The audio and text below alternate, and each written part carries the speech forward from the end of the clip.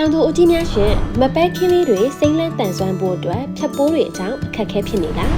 စိတ်မပူပါနဲ့တော့စူဘူးကဖြတ်ပိုးအမျိုးအစားအလိုက်စေးသုံးဆွဲနည်းကိုအခုပဲရှင်းပြပေးသွားမှာဖြစ်ပါတယ်ပထမဆုံးငမြောင်တောင်ပွင့်ထွေးပိုးနဲ့ပဲတောင်ထိုးပိုးတွေကာကွယ်ဖို့ဆိုလို့ရှိရင်ဆေးဖြန်းပုံးတစ်ပုံးစာမှာတောင်သူကြီးပင်အားကောင်းပိုးပြေးစေး 200cc ကိုရောဆက်ပြီး10ရက်ချ3ချိန်လောက်ဖြန်းပေးရမှာဖြစ်ပါတယ်ပိုးစတင်ကြရောက်နေပြီဆိုရင်တော့ဆေးဖြန်းပုံးတစ်ပုံးစာမှာအလန်း20 gr ထည့်ပါပြီးရင်ဇိုင်ကလုံး 40cc နဲ့ငှက်ကြီးတောင် 20cc ကိုတစ်လက်စီအလက်ကျသုံးပေးရမှာဖြစ်ပါတယ်နောက်တစ်မျိုးကပြနဲ့ရင်ဖြူတွေပါသူတို့ကိုကာကွယ်ဖို့ဆိုရင်တော့ဆေးဖြန်းပုံးတစ်ပုံးစာမှာတောင်သူကြီးပင်အားကောင်းပိုးပြေး 200cc ကိုရောဆက်ပြီး10ရက်ကြာ3ချိန်လောက်ဖြန်းပေးရမှာဖြစ်ပါတယ်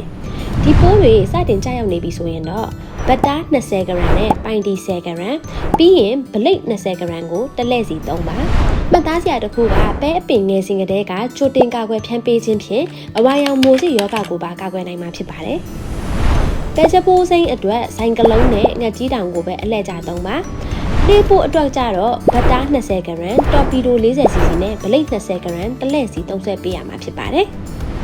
နောက်ဆုံးအဖြစ်များတဲ့ပိုးကတော့ပိုးစီးနေပါဒီပိုးအတွက်ကတမူထူးပါတယ်ပထမနီးကတော့ဆေးဖြန်းပုံးတစ်ပုံးမှာစက်ပြမုတ်8စွန်းပင်အားကောင်းပိုးပြေး4စွန်းတို့ကိုရောဆက်ပြီးတခါတည်းဖြန်းပေးလိုက်ပါဒုတိယနီးကတော့ဆေးဖြန်းပုံးတစ်ပုံးမှာစက်ပြမုတ်2စွန်းဒီမွန် 1.8 20cc နဲ့ပိုင်တီ10 gr တို့ကိုရောဆက်ပြီးတခါတည်းဖြန်းပေးလိုက်ပါတောင်သူအကြီးများရှင်ဖြတ်ပိုးအမျိုးအစားအလိုက်ကာကွယ်နည်းတွေကိုသိရှိသွားပြီလို့ထင်ပါတယ်ဒီလိုမျိုးအသုံးဝင်တဲ့စိုက်ပျိုးရေးဗဟုသုတများစွာကိုစူဘူး application ထဲမှာအခမဲ့ဆက်လက်လေ့လာနိုင်ပါတယ်စူဘူး mobile application ကို Play Store ကနေ download လုပ်ပြီးဦးကြီးတို့ရဲ့ site ခင်းကိုပိုးမွားတွေအန်တရယ်မှပုံမကာကွယ်လိုက်ပါ